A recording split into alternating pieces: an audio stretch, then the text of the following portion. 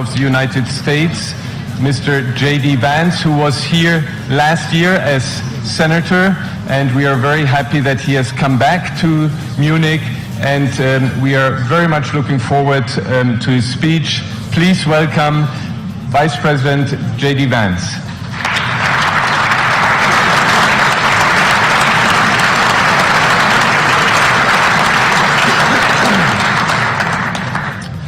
Well, thank you, and thanks to all the gathered delegates and luminaries and media professionals, and thanks especially to the host of the Munich Security Conference for being able to put on such an incredible event. We're, of course, thrilled to be here. We're happy to be here. And, you know, one of the things that I wanted to talk about today is, of course, our shared values. And, you know, it's great to be back in Germany. As you heard earlier, I was here last year as United States Senator. I saw Foreign Secretary David Lammy and joked that both of us last year had different jobs than we have now. But now it's time for all of our countries, for all of us who have been fortunate enough to be given political power by our respective peoples, to use it wisely to improve their lives. And I want to say that, you know, I was fortunate in my time here to spend some time outside the walls of this conference over the last 24 hours, and I've been so impressed by the hospitality of the people, even as, of course, as they're reeling from yesterday's horrendous attack. And the first time I was ever in Munich was with my wife, actually, who's here with me today, on a personal trip. And I've always loved the city of Munich, and I've always loved its people.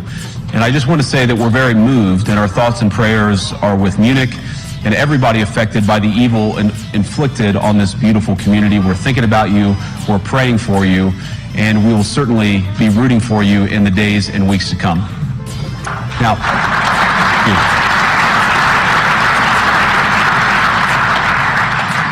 I hope that's not the last bit of applause that I get, but we gather at this conference, of course, to discuss security, and normally we mean threats to our external security. I see many great military leaders gathered here today.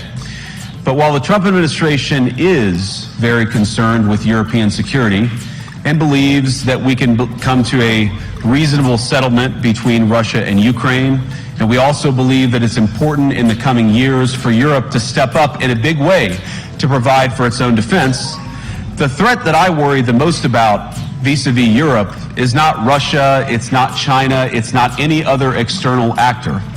And what I worry about is the threat from within, the retreat of Europe from some of its most fundamental values, values shared with the United States of America. Now, I was struck that a former European commissioner went on television recently and sounded delighted that the Romanian government had just annulled an entire election. He warned that if things don't go to plan, the very same thing could happen in Germany too. Now, these cavalier statements are shocking to American ears. For years, we've been told that everything we fund and support is in the name of our shared democratic values. Everything from our Ukraine policy to digital censorship is billed as a defense of democracy. But when we see European courts canceling elections and senior officials threatening to cancel others, we ought to ask whether we're holding ourselves to an appropriately high standard. And I say ourselves because I fundamentally believe that we are on the same team. We must do more than talk about democratic values, we must live them. Now, within living memory of many of you in this room, the Cold War positioned defenders of democracy against much more tyrannical forces on this continent. And consider the side in that fight that censored dissidents, that closed churches, that canceled elections. Were they the good guys? Certainly not. And thank God they lost the Cold War. They lost because they neither valued nor respected all of the extraordinary blessings of liberty. The freedom to surprise, to make mistakes, to invent, to build. As it turns out, you can't mandate innovation or creativity, just as you can't force people what to think, what to feel, or what to believe. And we believe those things are certainly connected. And unfortunately, when I look at Europe today, it's sometimes not so clear what happened to some of the Cold War's winners.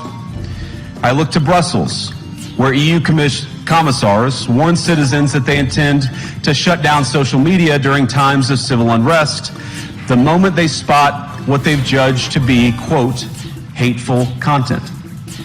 Or to this very country, where police have carried out raids against citizens suspected of posting anti-feminist comments online as part of, quote, combating misogyny on the internet, a day of action. I look to Sweden, where 2 weeks ago the government convicted a Christian activist for participating in Koran burnings that resulted in his friend's murder.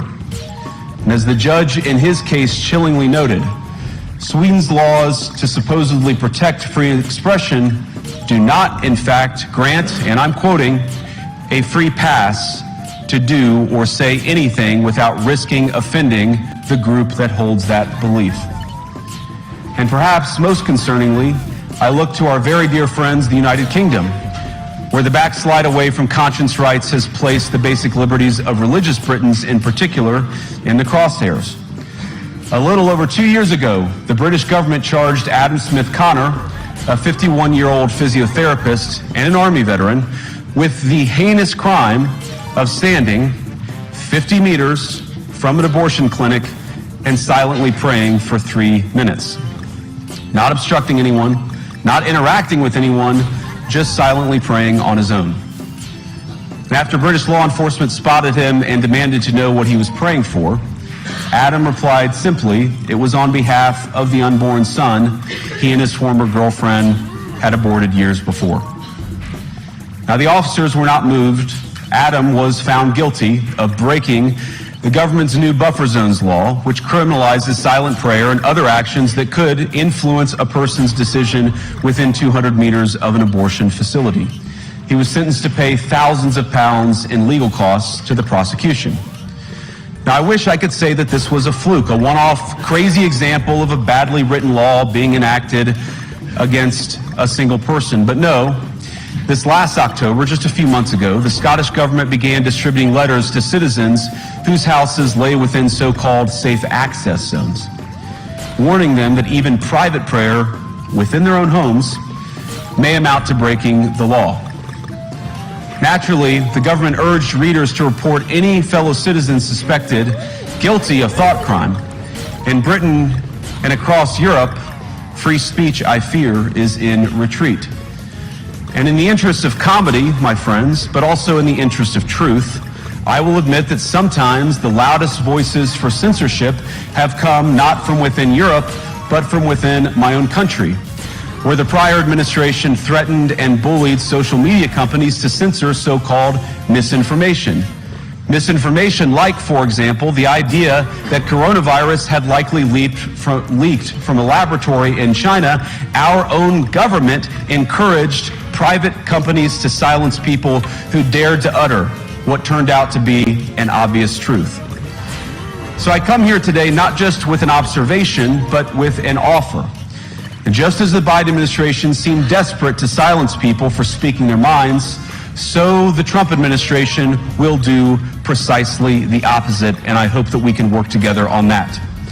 In Washington, there is a new sheriff in town, and under Donald Trump's leadership, we may disagree with your views, but we will fight to defend your right to offer it in the public square, agree or disagree.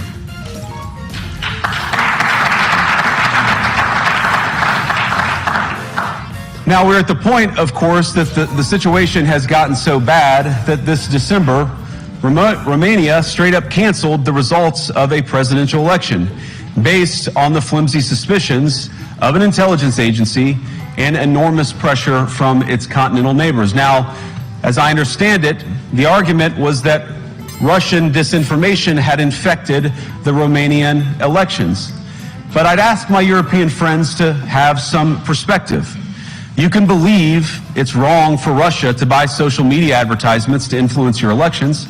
We certainly do. You can condemn it on the world stage even. But if your democracy can be destroyed with a few $100,000 of digital advertising from a foreign country, then it wasn't very strong to begin with. Now, the good news is that I happen to think your democracies are substantially less brittle than many people apparently fear.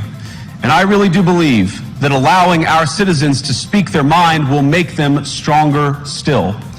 Which, of course, brings us back to Munich, where the organizers of this very conference have banned lawmakers representing populist parties on both the left and the right from participating in these conversations.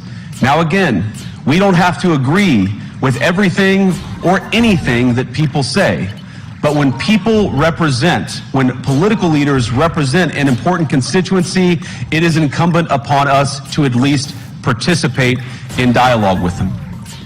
Now, to many of us on the other side of the Atlantic, it looks more and more like old entrenched interests hiding behind ugly Soviet-era words like misinformation and disinformation, who simply don't like the idea that somebody with an alternative viewpoint might express a different opinion or, God forbid, vote a different way or, even worse, win an election.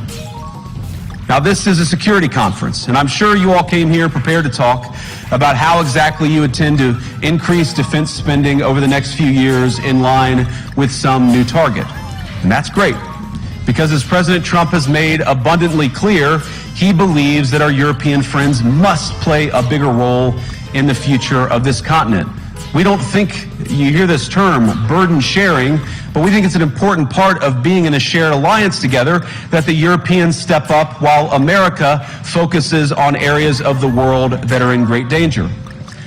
But let me also ask you, how will you even begin to think through the kinds of budgeting questions if we don't know what it is that we are defending in the first place? I've heard a lot already in my conversations, and I've had many, many great conversations with many people gathered here in this room. I've heard a lot about what you need to defend yourselves from, and of course that's important. But what has seemed a little bit less clear to me, and certainly I think to many of the citizens of Europe, is what exactly it is that you're defending yourselves for. What is the positive vision that animates this shared security compact that we all believe is so important?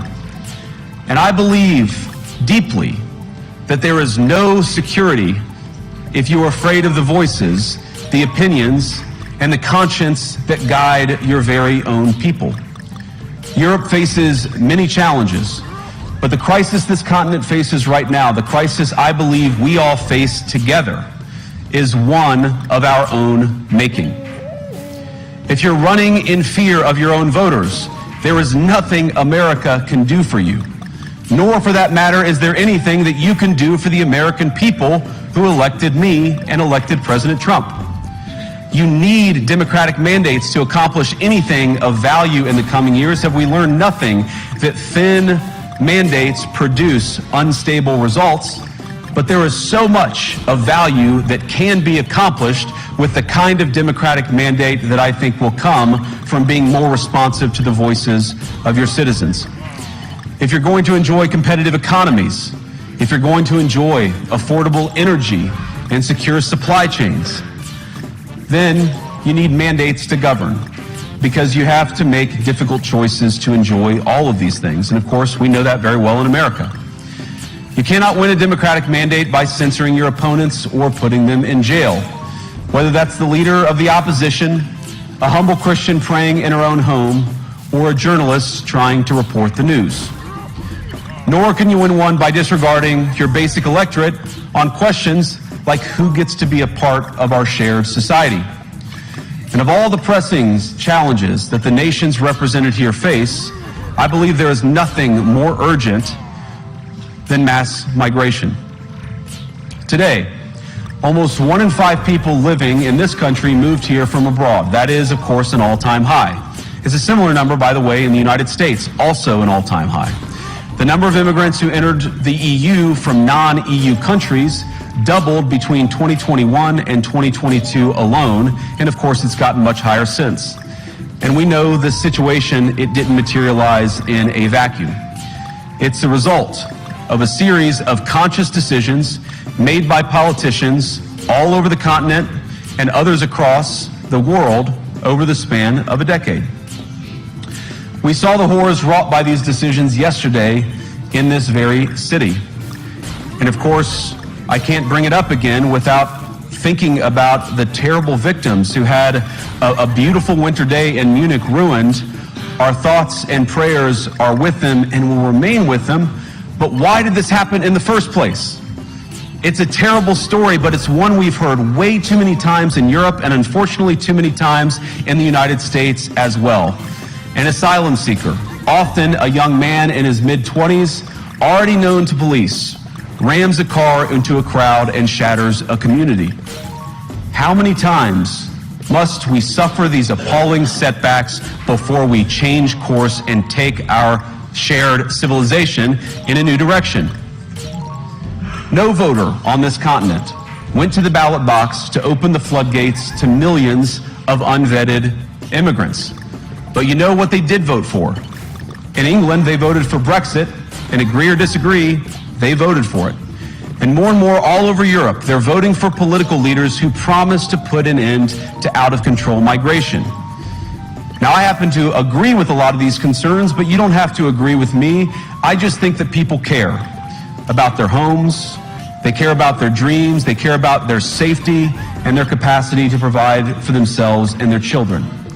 And they're smart. I think this is one of the most important things I've learned in my brief time in politics. Contrary to what you might hear a couple mountains over in Davos, the citizens of all of our nations don't generally think of themselves as educated animals or as interchangeable cogs of a global economy. And it's hardly surprising that they don't want to be shuffled about or relentlessly ignored by their leaders. And it is the business of democracy to adjudicate these big questions at the ballot box. I believe that dismissing people, dismissing their concerns, or worse yet, shutting down media, shutting down elections, or shutting people out of the political process protects nothing. In fact, it is the most surefire way to destroy democracy. And speaking up and expressing opinions isn't election interference. Even when people express views outside your own country, and even when those people are very influential. And trust me, I say this with all humor, if American democracy can survive 10 years of Greta Thunberg scolding, you guys can survive a few months of Elon Musk. But what no democracy, American, German, or European, will survive is telling millions of voters that their thoughts and concerns, their aspirations, their pleas for relief are invalid or unworthy of even being considered. Democracy rests on the sacred principle that the voice of the people matters. There's no room for firewalls. You either uphold the principle or you don't. Europeans, the people, have a voice. European leaders have a choice. And my strong belief is that we do not need to be afraid of the future. You can embrace what your people tell you, even when it's surprising, even when you don't agree. And if you do so, you can face the future with certainty and with confidence, knowing that the nation stands behind each of you. And that, to me, is the great magic of democracy. It's not in these stone buildings or beautiful hotels. It's not even in the great institutions that we have built together as a shared society. To believe in democracy is to understand that each of our citizens has wisdom and has a voice. And if we refuse to listen to that voice, even our most successful fights will secure very little. As Pope John Paul II, in my view, one of the most extraordinary champions of democracy on this continent or any other, once said, "Do not be afraid." We shouldn't be afraid of our people, even when they express views that disagree with their leadership. Thank you all. Good luck to all of you. God bless you.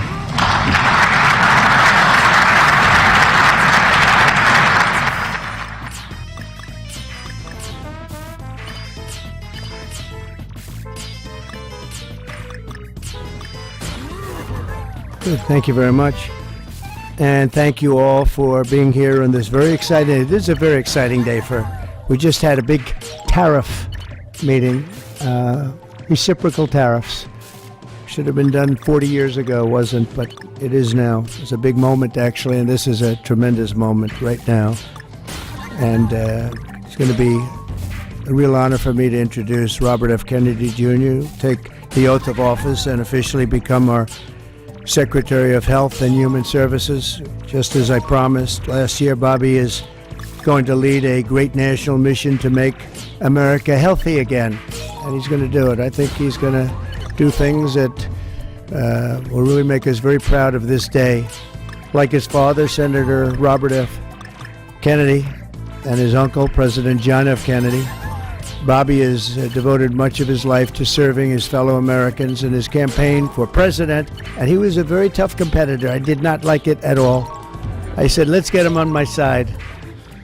But in his campaign for president in 2024, Bobby brought together a coalition of supporters across party lines, and he really worked very hard, and he had tremendous support, unbelievable support, and I think a lot of that support came my way when we decided to do a little merger, and it was really great, and it was very loyal, incredible people. They believe in him so strongly because he's a fierce advocate for the health of our children and for the values of free speech, democracy, and peace. And people are going to be very impressed, I have no doubt. I've known him a long time. He's been a friend of mine a long time. Perhaps most importantly, though, Bobby created a nationwide movement made up of millions and millions of mothers and fathers and young people and concerned citizens of every background who want to end and this horrible chronic disease crisis that exists in America. He's absolutely committed to getting dangerous chemicals out of our environment and out of our food supply and getting the American people the facts and the answers that we deserve. After years in which our public health system has squandered the trust of our citizens, and they really have. They don't trust us. They don't trust anybody, frankly. They've gone through hell. There's no better person to lead our campaign of historic reforms and restore faith in American health care. And Bobby's going to do it. The United States spends more money in health than any other country on earth, but we're growing sicker every year. We're not as healthy as countries that spend just a fraction of what we spend, so there's something wrong. He's going to figure it out. In recent decades, we've seen staggering increases in cancer rates across all age demographics, including more than 40% increase in childhood cancer since 1975. Who can believe that? And an explosion in other chronic childhood illnesses. Not long ago, 1 in 10,000 people, children, had autism. Now it's 1 in 36. Think of that. 1 in 10,000.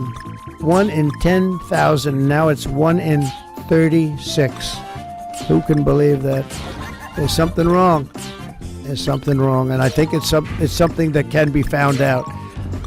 In 2022, more than 40% of children had at least one chronic health condition, and today nearly 80% of young adults do not qualify for military service, in large part for health reasons. Think of that, 80%. Something is wrong, and that's why immediately after Bobby is sworn in, I will be signing an executive order establishing the President's Commission to make America healthy again. We have some great people on that commission.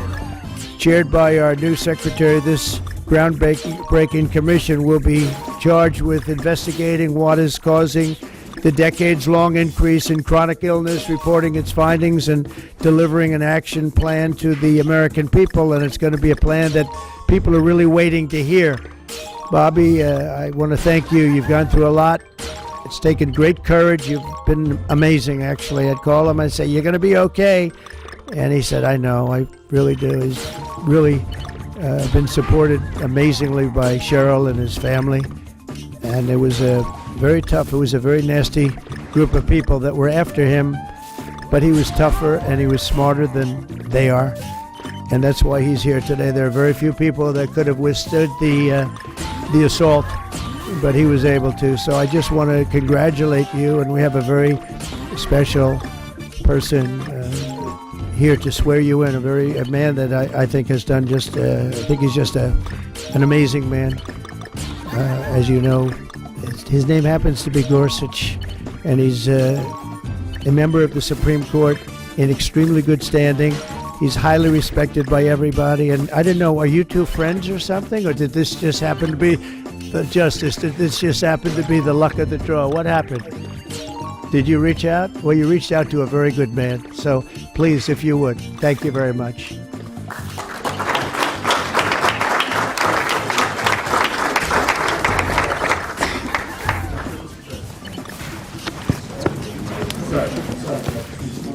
This has to be done. I'll do this first. I'm going to make this a good one, right?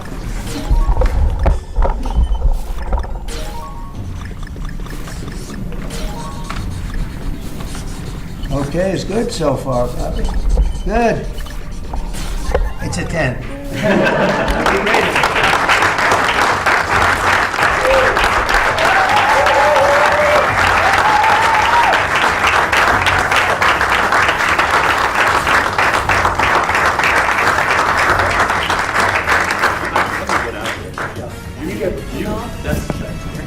No, why am I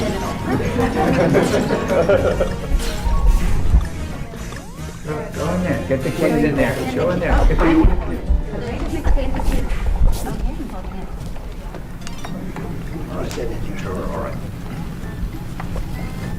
Over here, please.